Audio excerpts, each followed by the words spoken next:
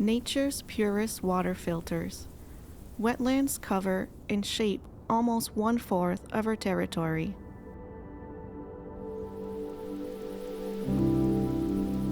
Many processes can lead to their creation. These areas are permanently or temporarily saturated with water for a period long enough to change the nature of the soil and its surrounding vegetation.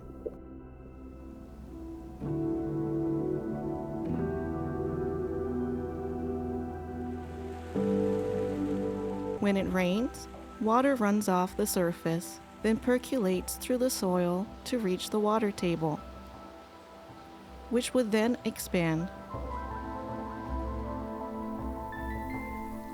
When rainfall stops and the soil dries out, its volume diminishes.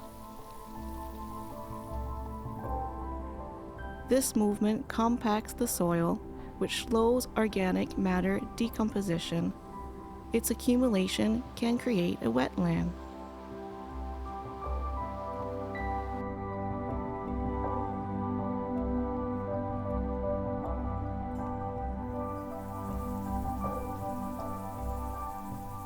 These lands can also form when the soil is impermeable.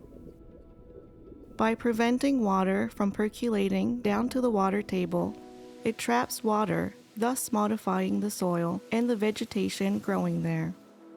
This can be the case with clay soils.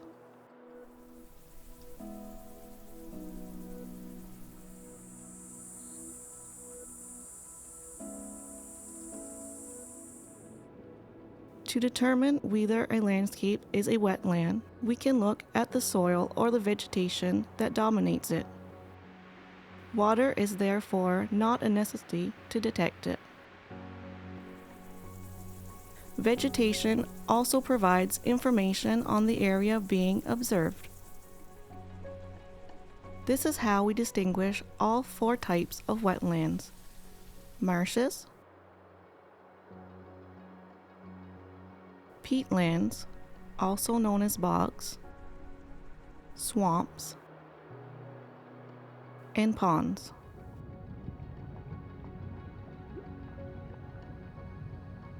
Marshes are dominated by herbaceous plant species, swamps by shrubby or arborescent plant species,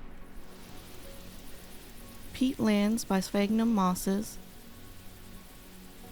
and ponds by floating or underwater vegetation.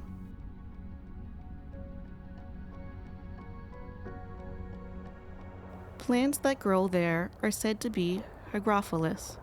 They tolerate being submerged or flooded for part or all of their growth cycle.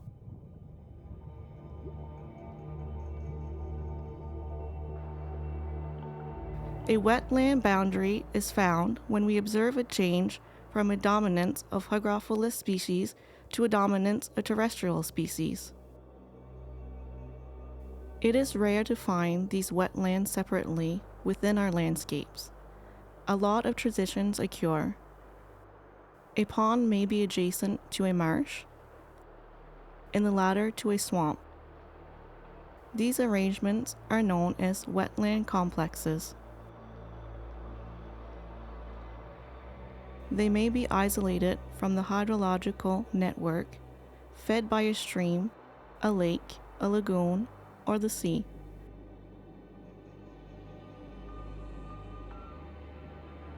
Depending on the characteristics, these complexes are very different from one another. They perform essential ecological functions for the environment and provide us with invaluable services. They ensure we have good drinkable water quality and limit flooding and erosion by acting as buffer zones during storms.